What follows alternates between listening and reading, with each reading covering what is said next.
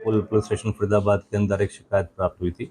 शिकायतकर्ता मुकेश है, जिसने इस बारे संबंध में जानकारी दी कि उसका भाई था वीरेश, जिसकी कुछ अज्ञात लोगों ने मौके पर वारदात करके उस घटनाक्रम को अंजाम देते हुए लाठी डंडे और सुए से मार के काफ़ी उसको घायल कर दिया था, जिसकी बाद में 13 मई को मृत्यु हो गई। तो इस संबंध में जो चोटें लगी थी और सर पे जो उसके सुए से, जो बर्फ़ तोड़ने वाला सुआ आता है, उससे वारदात में अंजाम करते उसका इस्तेमाल करा गया था। उसे चोट मार के उसको घायल करके, तो जब वो सफदरजंग पुलिस वहाँ पर हॉस्पिटल गया, तो वहाँ पर उस दौरान उसके साथ जो मार पिटाई कर रखी थी और उसके दौरान उससे घायल हो गया था, उसके कारण उसकी हत्या कर दी गई थी। इसमें मुख्य तौर पर जो 5 ऐसे आरोपी हैं जिनकी पहचान करी गई थी, तो उनको पकड़ने में हमारी क्राइम ब्रांच सेक्टर 30 तत्परता दिखाते उनको पकड़ने में सफलता प्राप्त करी है।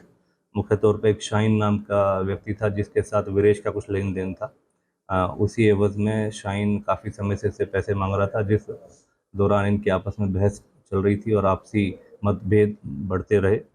और फिर शाहीन ने अपने कुछ अन्य साथियों के साथ, जिनका नाम अमित, शिवम, अमित, अभिषेक और प्रवीण है, इनको बोला और इनको वहाँ पर लड़ाई झगड़ा करने के लिए भेजा, जिस दौरान इन्होंने चोटें मारकर फिर बाद में 13 मई को उसकी हत्या हो गई। वो पैसे जो मांग रहा था वो क्या अपने पैसे थे या उससे वैसे मांग रहा था? आमतौर पर ये कुछ जो सुनने में आया है कि किस तरीके से उगाही का काम करते थे शाहीन वगैरह, और कुछ इस तरीके की जानबूझकर ऐसे लोग जो मेहनत मजदूरी कर रहे हैं उनसे भी जबरन इस तरीके की पैसा वसूली करने की ये घटनाक्रम में संलिप्त थे। तो उस संबंध में इस बारे में जानकारी प्राप्त हुई। अभी इनका पुलिस रिमांड लिया जा रहा है और उस दौरान सभी संभावित जो भी घटनाक्रम सामने आएगा इनका, उस बारे में कार्रवाई होगी। ये 5 आरोपी हैं या इसके अलावा और भी कोई? 5 जो आरोपी तो वो हैं जिन्होंने मौके पे घटनाक्रम को अंजाम दिया, और एक छठा आरोपी जो है, जो शाहीन है, वो अभी फरार है। लेकिन 5 जिन्होंने मौके पे वारदात को अंजाम दिया था, उनको पकड़ने में सफलता प्राप्त हुई। सर ये 500 कहाँ के रहने वाले थे? अलग-अलग जगह के रहने ये वाले? टीटू कॉलोनी के रहने वाले हैं, और जो मृतक था वो भी टीटू कॉलोनी का खेड़ीपुल क्षेत्र का निवासी था। काम क्या करता था जो मृतक है?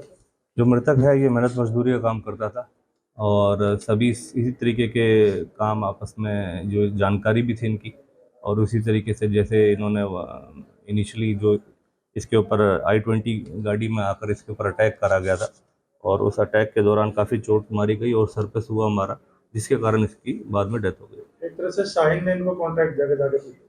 हाँ जी, शाहीन ने बेसिकली, ये शाहीन के दोस्त हैं, जानकार हैं, तो उन्होंने उस दिन लगभग 5 जो घटनाक्रम से 5 से 6 दिन पहले शाहीन ने उससे, वीरेश से कुछ पैसों की डिमांड करी थी, जिस बात पे इनकी आपस में बहस हो गई थी। तो शाहीन ने फिर इन सभी लड़कों को इकट्ठा करा, अपने दोस्तों को, और इनको बोला कि जाके उसके साथ मारपिटाई करनी है, जिसके चलते जब ये मारपिटाई करने के लिए पहुंचे और मौके पर लाठी डंडों से जब वारदात को अंजाम दिया, और प्रवीण ने, खासकर एक प्रवीण है, उसने जो बर्फ़ तोड़ने वाला सुआ होता है उसके सर पे मारा, उसके कारण वो काफ़ी चोटिल हो गया, और 13 मई को फिर उसकी डेथ हो गई। कितने पैसे का मामला था राहत पुलिस वाले?